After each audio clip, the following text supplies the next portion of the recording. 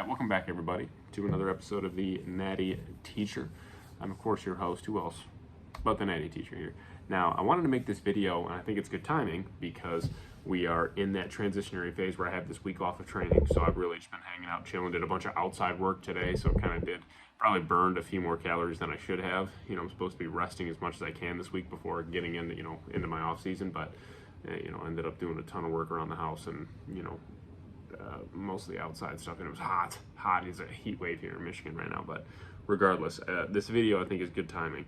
So before we jump into the off season, one of the things I wanted to cover, and I think this is just a kind of an interesting viewpoint, I just wanted to talk about a few things that you can do to promote natural muscle growth, for sure. Okay, and again, I'm not the best natural bodybuilder on the planet. I'm not the best natural bodybuilder in the state of Michigan. Okay, but I know a few things, put it that way. I know a few things. I've been training now. It'll be consistently somewhere between 5 and 7 days a week for 11 years. As of this summer, I really started working out the summer before I went to college, which would have been 11 years ago now. So don't mean to age myself there, but yeah, I've been training now for, again, just over a decade, and really been serious about bodybuilding for the past 4 or 5 years, where everything is kind of, clicked. And obviously my physique has responded to that for sure. But again, I wanted to just cover a few basic things. A lot of this is probably pretty repetitive stuff, but maybe just to drill it into your brain even more, just a few basic things that you can do as a natural athlete that will help promote muscle growth. The first thing, whether you're natural or enhanced, doesn't matter, is consistency. And that's not only just consistency of going to the gym, because I'm going to be honest with you, anybody can drag themselves to the gym 7 days a week. You can, you totally can. And if you ever feel like you're dragging yourself to the gym, you're doing something wrong. I love going to the gym, man. It's like a second home for me. It really is. But consistency is huge, and I would argue that consistency outside of the gym is actually more important than anything than consistency inside of the gym. I really truly feel like it is, because consistency inside the gym is great. It's late. I'm sorry for the late upload, by the way. Consistency inside the gym is, you go to the gym, maybe add 2.5, 5 pounds of this particular exercise this week, add a rep here, a rep there. The consistency in the gym, that's the easy part. It's the consistency outside of the gym that's huge when it comes to, doing your cardio and, getting, whether it's steps, or maybe you got a bike at home or whatever, or maybe you do that at the gym, doing things like cardio, and obviously the big one, your diet. Actually sticking to that, even in the off season, that I like to do the 90-10 rule. Honestly, I would even argue, for me, I like to do the 95-5 rule, which is 90, if you're talking about 90-10, it's 90% clean food, 10% whatever you want. For me, I would say it's more closer to 95-5 or even 97-3 at this point, where it's 95%, clean on plan food and 5%, off plan. Again, I'd say it's even higher than that. I love my diet plan that I have right now for consistent clean muscle growth. So, but yeah, being consistent outside of the gym, and again with your diet, another huge one I feel like people ignore, and even I struggle with this one sometimes. Sleep, dude, go get your sleep. An off night of sleep. Hi, Annie. That's my cat. Oh, she's all fired up. An off night of sleep for you should be 6 hours of sleep, man. 7 to 8, 7 to 9 hours of sleep is awesome. Get your sleep, go in there, get some rest, and you're going to grow. That's where you're going to grow. It is. You're going to grow outside of the gym, not in it. Okay? So consistency is a huge thing. Second thing, and again, I would argue that this is, right up there, but maybe not quite as important as overall general life consistency, is actually knowing how to train. And I'm not going to come on here. I'm not a dietitian. I'm not an exercise scientist. I'm not a nutritionist. I'm not a personal trainer. I am none of these things.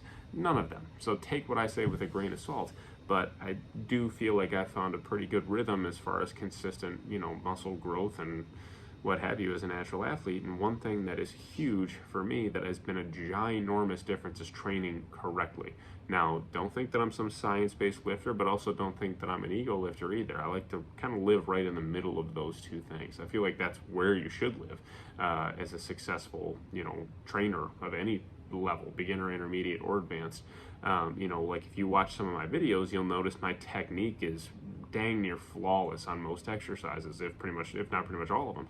But then you look at an exercise like maybe a bent over Smith machine row, and it's like, wow, oh, well, you're not bent over to a perfect 90 degrees and your legs are not elevated on this particular platform. No, because I do it how I like to do it, and I do it how I feel it, and I'm going to continue to do that. And again, I think that people forget that you can train different than other people and the people that you see on social media.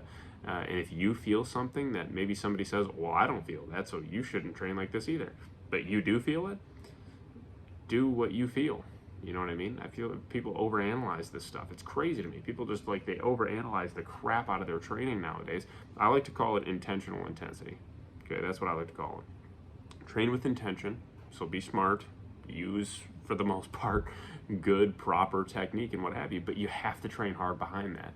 The amount of people that I see, even and I work out at a small gym, and this isn't a rip towards anybody whatsoever, but there is definitely a handful of people who I see who are doing these weird cable isolation type movements that shouldn't be. And what I mean by that is that they should be like, yeah, you can do them fine, but you got to do some bigger, meatier, some rows, some, heavy pressing, and not just like, isolated machines. And I mean, for years I built the foundation of my physique on barbell and dumbbell pressing and rowing.